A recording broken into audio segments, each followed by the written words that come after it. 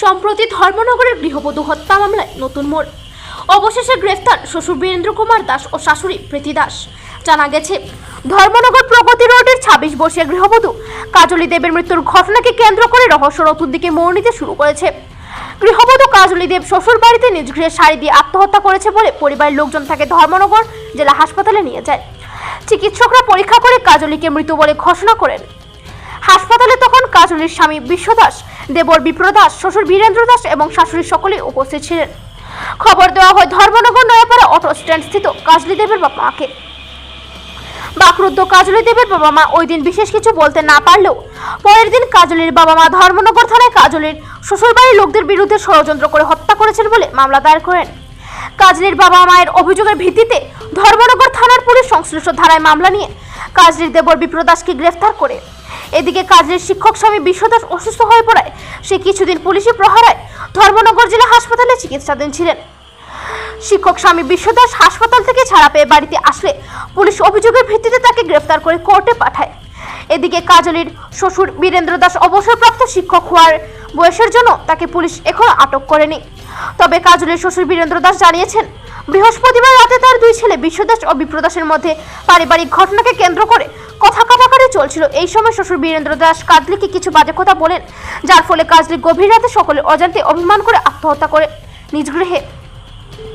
এদিকে কাজলীর মা শিপ্রা দেব আরও জানিয়েছেন, প্রতিদিনের মতো সন্ধ্যার পর মেয়েকে ফোন করলে মেয়ে ফোন রিসিভ করেনি। এমনকি মেয়ের স্বামী বিশ্বকে ফোন করলে বিশ্ব ফোন রিসিভ করেনি।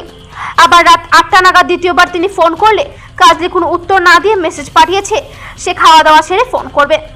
অবশেষে রাত 11টা নাগাদ মেয়ের ফোন না পেয়ে মা শিপ্রা দেব আবার তাকে ফোন করলে মেয়ে কেঁদে কেঁদে মাকে জানায় এসে তাকে ওখান থেকে নিয়ে যাওয়ার জন্য। সে আর স্বামীর বাড়িতে থাকবে না। মা তাকে আশ্বস্ত করেন পরের দিন তাকে নিয়ে আসবেন, কিন্তু পরের দিন কাজলী বাবার বাড়িতে যাওয়াটা অধরাই থেকে গেল।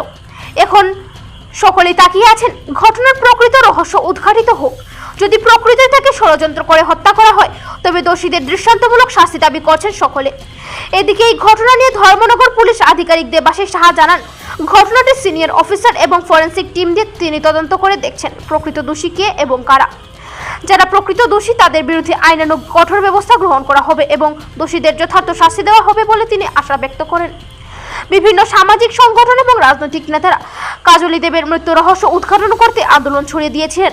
এমনকি আগরতলা থেকে মহিলা কমিশনের সদস্যরা পর্যন্ত কাজলী দেবের মৃত্যুর সুবিচার চেয়ে তদন্ত কমিটি গঠন করেছিলেন। দীর্ঘ প্রায় 2 মাস পর কাজলীর শ্বশুর বীরেন্দ্র কুমার দাস এবং শাশুড়ি প্রীতি দাসকে ধর্মনগর স্টেশন রোড এলাকা থেকে গ্রেফতার করেছে ধর্মনগর পুলিশ। শ্বশুর শাশুড়িকে গ্রেফতার করে তদন্ত চালাচ্ছে উত্তর জেলা পুলিশ।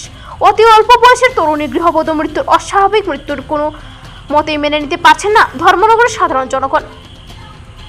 সঠিক তদন্তের স্বার্থে এলাকাবাসীরা পর্যন্ত উত্তর জেলা পুলিশ সুপারের কাছে ডেপুটেশন দেয়। Bureau report, Shyamali Tripura. আসলে যে মর্মান্তিক একটা ঘটনা, যে ঘটনাতে একটা মেয়ে বিয়ের 9 মাসের মধ্যে মারা গিয়েছিল এবং কমপ্লেন্টে এসেছিল যে মারা হয়েছিল, সেই ঘটনার তদন্তে আমরা প্রথম অবস্থাতে স্বামী এবং স্বামীর ছোটো ভাই মানে দেবরকে অ্যারেস্ট করেছিলাম। এলাকাবাসী আমার কাছে এসেছিলেন, অনেক সাক্ষ্য প্রমাণ দিয়েছেন এলাকাবাসী যে এই মামলাতে শ্বশুর মানে যে মৃতা ভিকটিমের শ্বশুর এবং শাশুড়ি ওনারা এই মামলাতে জড়িত। আমিও বাড়িতে ভিজিট করেছিলাম। আমরা খুব চেষ্টা করছিলাম গত কিছুদিন ধরে শ্বশুর এবং শাশুড়িকে অ্যারেস্ট করার জন্য। যে আমাদের কাছে সাক্ষ্য প্রমাণ আছে সেটার উপর ভিত্তি করে এবং প্রচলিত যে আইন কানুন আছে সেই আইনের উপর আইন কানুন মেনে আজকে সকালে আমরা ধর্মনগর রেল স্টেশন থেকে ওনাদের 2 জনকে আমরা অ্যারেস্ট করেছি এবং ওনাদেরকে কোর্টে প্রডিউস করা হয়েছে।